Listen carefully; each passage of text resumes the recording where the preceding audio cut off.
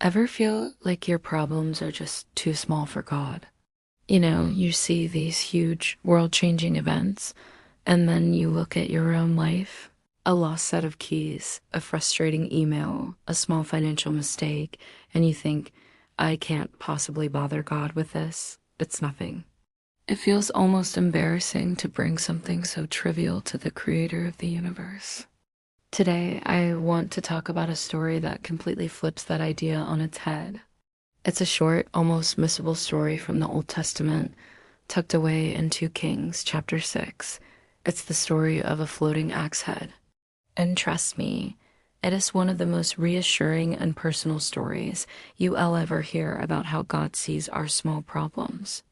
The story starts with a group of prophets led by the prophet Elisha. They were living together, but their place had become too small, so they decide to build a bigger one. They get permission from Elisha and head down to the Jordan River to start chopping down trees for lumber. It's a community project. Everyone's working together, swinging axes, feeling productive. It's a good day. But then disaster strikes. As one of the men is swinging his axe near the water, the iron axe head flies off the handle and plunges straight into the Jordan River. Splash. Gone. Now. Imagine the panic that sets in. The man cries out, "Oh no, my lord. It was borrowed." This one sentence tells us everything. This wasn't just an accident, it was a crisis. First, an axe head was a valuable tool back then. It was expensive, probably the equivalent of losing a high-end power tool today. Second, and this is the crucial part, it was borrowed. He didn't just lose his own property, he lost someone else's. The shame, the embarrassment, the financial burden, it all hit him at once. He had to go back to the owner and explain that he'd lost their valuable tool in a river. You can feel the knot in his stomach. This is a deeply personal, awkward, and frankly embarrassing problem. It's not a national crisis. It's not a famine or a war. It's just one guy, one lost tool, and a whole lot of personal stress. And what happens next is what makes this story so powerful. The man doesn't try to hide it. He doesn't pretend nothing happened or quietly sneak away. He immediately cries out to Elisha, the man of God. He brings his panic, his failure, and his embarrassing problem directly to him. Elisha's reaction is calm and practical. He asks a simple question, where did it fall? He doesn't lecture him or belittle him for being careless. He just asks for the location. The man shows him the exact spot where the axe head disappeared into the water. Then Elisha does something strange. He cuts a stick and throws it into the water at that exact spot, and then the miracle happens. The iron axe head, a heavy piece of metal that has no business floating bobs up to the surface. It defies the laws of physics. Elisha then tells the man, lift it out. The man reaches in, grabs his axe head, and the crisis is over. Restoration is complete. So what are we supposed to take away from this?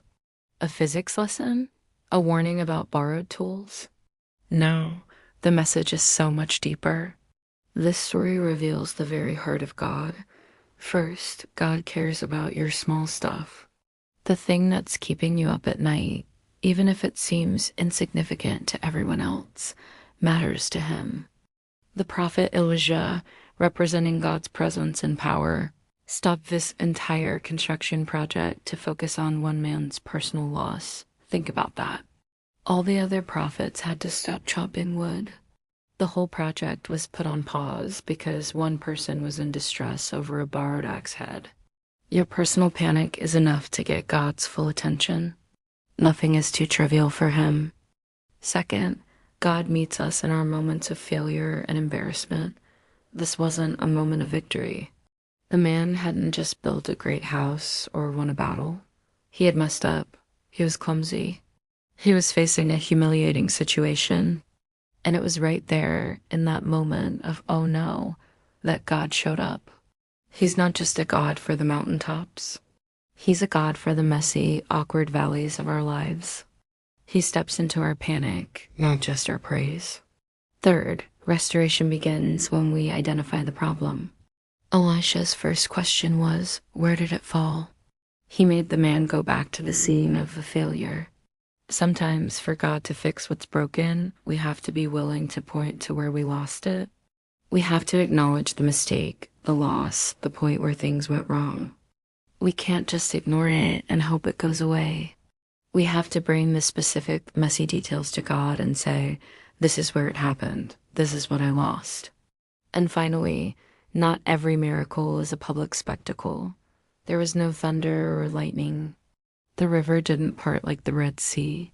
It was a quiet, personal miracle for one person. A heavy piece of iron floated. That's it. Many of God's greatest works in our lives aren't loud or dramatic. They're the quiet whispers, the gentle nudges, the unexplainable solutions to our very personal problems. It's the peace that settles your anxiety, the unexpected check that covers a bill, the right words you find in a difficult conversation. These are the floating axe heads in our own lives. So what's your borrowed axe head today? What's the small problem that's causing you a disproportionate amount of stress? Maybe it's a financial mistake you're ashamed of. Maybe it's a relationship you've damaged and don't know how to fix. Maybe it's a sense of failure at work or at home that you're trying to hide. The story of the floating axe head is your invitation. It's a reminder that nothing is too small, too awkward, or too broken to bring to God. He's not waiting for you to have your life perfectly in order. He wants you to cry out to him right from the riverbank of your failure. He cares. He sees you. And he is more than capable of making the impossible float. You just have to be willing to show him where it fell. Thanks so much for watching today. If this message resonated with you, I would love it if you would hit that like button and subscribe for more content just like this. And share this video with someone who might need to hear that their small problems matter to God. See you in the next one.